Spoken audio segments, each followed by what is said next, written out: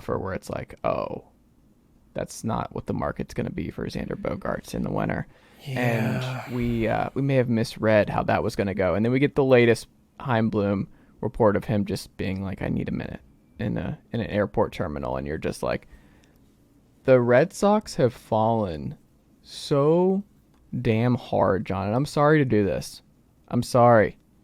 But it is astounding how bad this opening day roster looks like it's going to be next year. It's a last place team. It is easily the worst team in the American League East. The pitching staff, is that not crazy? I don't understand. There's so much I both do and don't understand about how the Red Sox have chosen to do things. But it doesn't really matter if the end result is that you are relying, not just hoping, but relying on James Paxton, who's thrown a grand total of like 5 innings in the last 36 months or so to be in your rotation, and not even as the number 5 starter.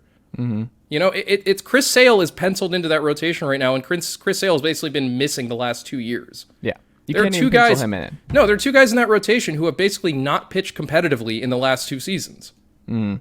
You know, it's absurd. It's absurd that this is where this team has ended up. And the most amazing part of all of it is they are still above the luxury tax threshold. The whole point of this stupid endeavor, ostensibly, to lower payroll so that you're not paying luxury tax overages anymore, hasn't even been accomplished. Chaim has been in charge for 3 seasons now, and that has yet to be done. Despite the fact he has let Mookie Betts go, he has let Xander Bogaerts go. I am 100% confident that Rafael Devers will be the next man out the door, because this is the other thing. Well, it's like, what's the point now? Like, no, it's like, here's the thing. If you're not going to approve an extension, or if you're not going to approve a 9-figure, or not even 9-figure, because the Red Sox offered a Xander Bogaerts, which was comically short of what the Padres ended up signing for, nonetheless was still 9 figures. But if you're not going to go the distance, so to speak, for guys like Mookie Betts and Xander Bogaerts, who the fuck are you doing it for? Who is the mystical, magical player somehow better than those 2 guys who you want to give more money to? I don't understand it. It is the ultimate in penny wise and pound foolish. And I understand that for the most part, like, this shouldn't be surprising, because when you hire the guy who used to run the Rays to run your team, the whole goal is for him to turn them into the Rays. Mm-hmm. And I understand that. The Dodgers did something similar when they hired Andrew Friedman. And for the first few years Friedman was in charge in LA, it really seemed like no one had told him that he actually had money he could use. Mm-hmm. And that it took a while before ownership opened up and said, okay, you can actually spend now. We can make big deals. But like, the thing about LA, though, and we've talked about it a lot, is they are not a big, splashy, long-term spender. All of their major deals in the last few years, Trevor Bauer, Freddie Freeman, both Clayton Kershaw contracts, they have all been short-term, high AAV deals that are, 3 years, 4 years, whatever it happens to be, because the Dodgers, I believe, as a just general principle, do not want to give long-term deals to free agents. Mm-hmm. Fine, whatever. They can get away with that because they have the best farm system in baseball. I was going to say, it's because they're not even just best farm system, best player development. Yes, and the best player development system in baseball. And because they already had a core at the time of Clayton Kershaw and Walker Buehler and Cody Bellinger and, and then they got Mookie Betts. And the big splashes the Dodgers make are in trades because they have just this endless supply of prospects that they can just deal out for guys like Betts, or for guys like Trey Turner and Max Scherzer, when their original teams are like, hey, you know what? We can't really afford this guy anymore, so here you go.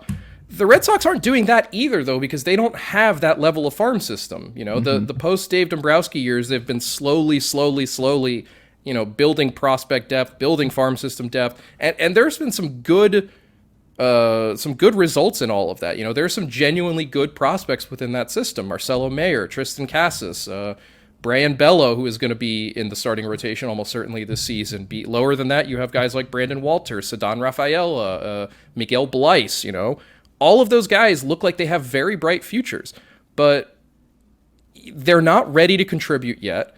And understandably, given that the farm system still is not as, is not all that deep, I think it probably ranks somewhere in the middle of the league in terms of overall depth and value. There's not a lot to offer. I mean, I think it really says a lot that what the A's got in exchange for Sean Murphy is a package prospect that Boston probably could have done, not regarding the fact that Oakland seemed to be fixated on Esteury Ruiz and Kyle Muller as being like better rated than they actually are. And I know we'll talk about that trade in a little bit, but it just kind of stands out to me. If you don't have the prospect, so if you're a team that doesn't have the prospect depth, either to build that core now or to have that core right now like the Orioles do, or to deal those prospects away like the Dodgers do or like the Padres have been doing, then your only real option is, well, you got to go play in the free agent market. You have to. You don't really have a choice. You don't get to say no to everything else. Exactly. And it's like, so how do you plan on building a contending team in arguably the toughest division in baseball if you simply will not either spend a large amount of money or will not hand out contracts longer than 4 or 5 years? You cannot look at every contract that has been signed this offseason by elite talent. Aaron Judge got 9 years. Trey Turner got 11 years. Xander Bogaerts got 8 years. Carlos Correa, when he signs, is almost certainly going to get 10 years. Dansby Swanson will almost certainly get 9 or 10 years. That is just the going rate for elite talent at the top of the free agent market. There is nothing you can do about that. You cannot...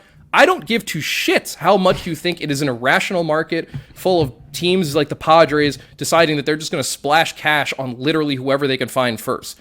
You adjust. You deal with that. You don't just stick to your stupid, outdated, non-adaptive decision-making that's like, well, this team is 100% going to be significantly worse off without Xander Bogaerts, and we don't have an in-house replacement, and we don't have the wherewithal to go after any of the other guys on the market, and we don't have the ability to trade for a guy who's going to be anywhere even close to his value. But yeah, sure, we'll just let him walk anyway. What the hell? It doesn't matter. It matters. You cannot be that fixated on the bottom line, and it just feels like the Red Sox the last 3 years, especially since the Mookie Betts trade, have just been so fixated on money, like payroll, luxury tax, financial flexibility, which is all bullshit. It is all bullshit. Like I said, they're not even under the luxury tax threshold yet. All of this has accomplished nothing but making the team on the field worse. And I don't really understand. I don't understand what the end goal here is anymore. I genuinely do not. What is the point of this team right now? The rotation is bad. The bullpen has improved, but for all the improvements that have been made to the bullpen, and I genuinely like both the Chris Martin and Kenley Jansen signings, but how are you going to? What does it matter if you're now your shortstop is going to be Elvis Andrus, Jose Iglesias, Pause Trevor off Story, Elvis whose Andrus. arm is not. That's our territory, Jon Tayler. That's our Dansby replacement. Yeah, and look, there are teams like Atlanta and the Dodgers too are having, well, at least the Braves, I mean, they did that thing where they're like, oh, we're just going to trade for an under 30 star who's going to be team controlled for the next like 3 or 4 seasons and just have at it. But I think you see something similar with the Dodgers where you're like, are you guys actually going to do something about the various holes on your roster, or just you're going to pretend that they don't exist? But like, I'm far more confident that the Dodgers will figure something out. Yeah, they're gonna have, like, I think we're not ready to do our preseason predictions.